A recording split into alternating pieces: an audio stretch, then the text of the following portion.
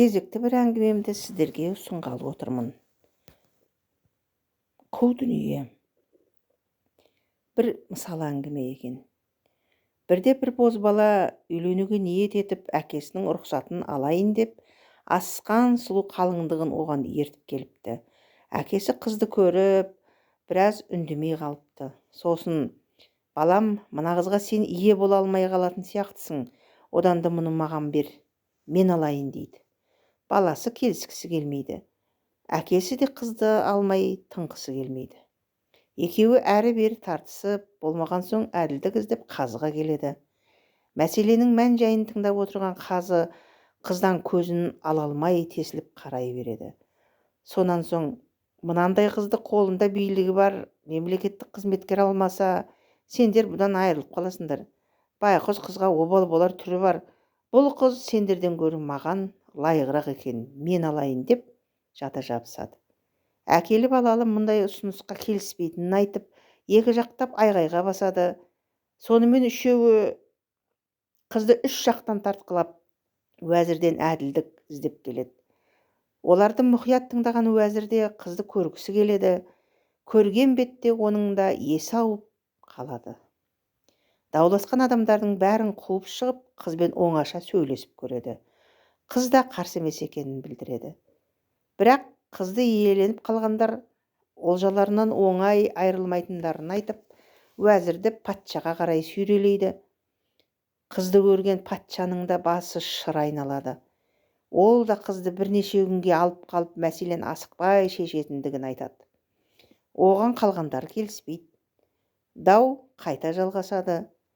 Соның бәрін тыңдап отырған ару ақыры төрелігін өзі айтады. Жігіттер, босқа даурықпайық. Онан да ең дұрысы, мен қашайын, сіздер қуыңыздар.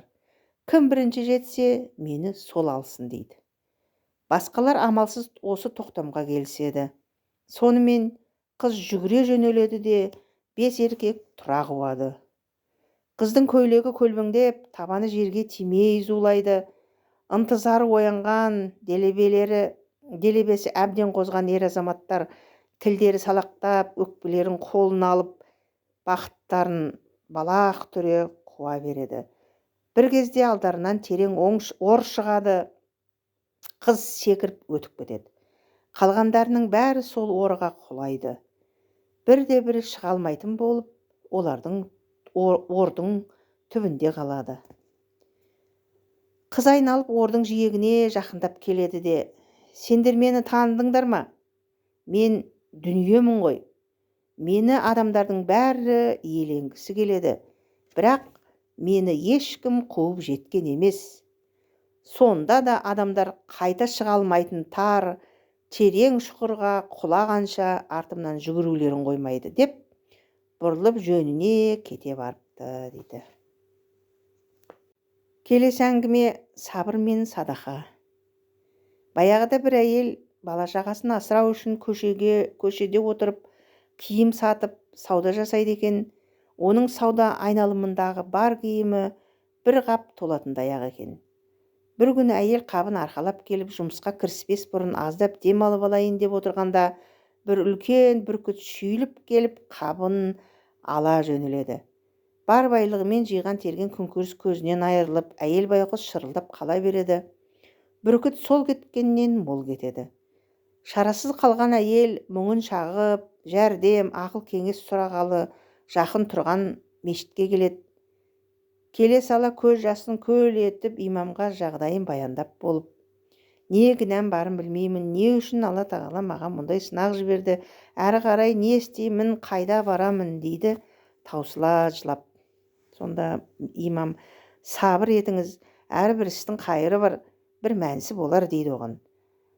Арада көп уақыт өтпей мешітке бір топ кісі келіп, мұқтаж адам бар ма? 1000 динар садақа береміз дейді. Оны имам әйелге бергізеді. Сонан соң имам олардан, бұл садақа не үшін беріліп жатыр деп сұрайды. Олар, теңізде келе жатып кемеміз тесілді, өлдік деп ойладық та Алладан жалбарындық. Осыдан аман қалдырсаң 1000 динар садақа береміз, құтқара көр деп жалындық әбден дейді. Сонда бір үлкен құс бір қап киім көтеріп әкеліп тастап жібереді. сол бір қап киіммен кеменің тесігін бітеп жанымыз қалды депті.